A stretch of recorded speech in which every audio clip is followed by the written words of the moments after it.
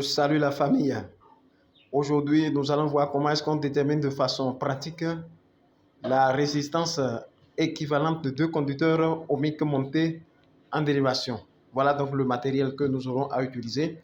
Et pour atteindre l'objectif du jour, commençons par mesurer la résistance de chaque conducteur ohmique.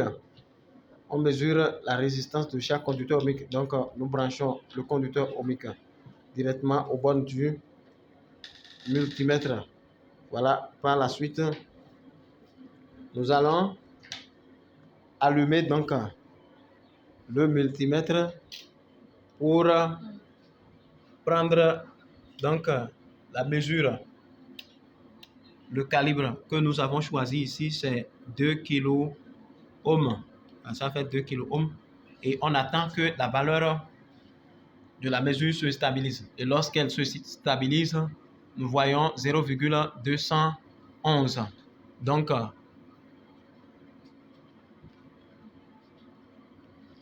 R1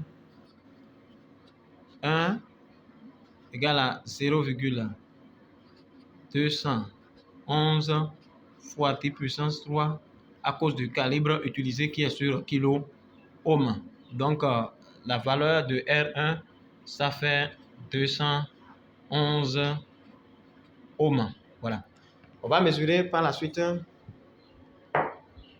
la résistance du deuxième conducteur ohmique. La résistance du deuxième conducteur ohmique directement. Aussi, voilà ce que ça nous affiche. On attend que la valeur se stabilise. Et lorsqu'elle se stabilise, on voit 0,547. Donc R2 égale à 0,547 fois 10 puissance 3, ce qui donne 547 ohms. Voilà R1 et R2. Ce que nous allons faire par la suite, nous allons brancher les deux conducteurs ohmiques en dérivation et mesurer encore la résistance aux bornes de ce montage en dérivation.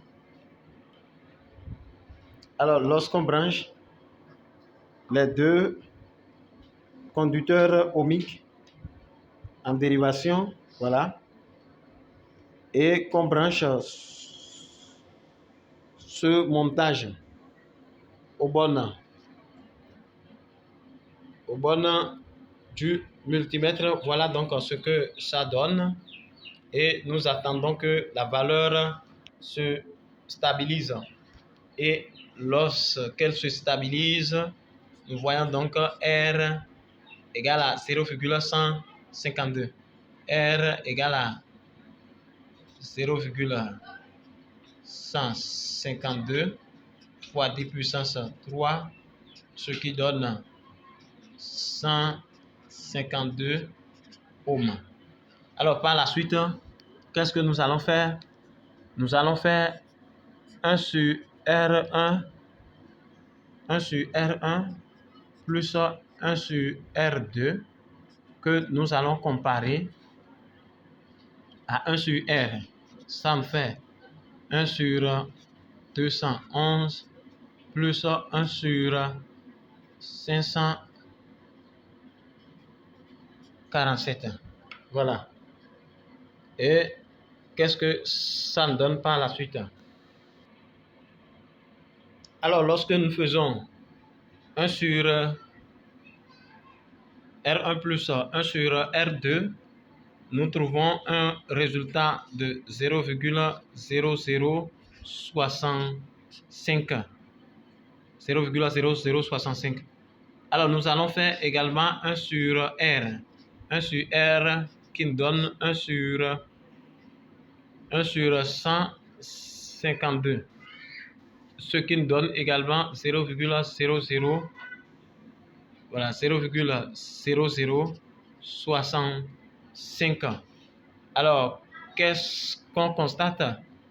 La conclusion est que 1 sur R est égal à 1 sur R1 plus 1 sur R2, ce qui donne 0,0065.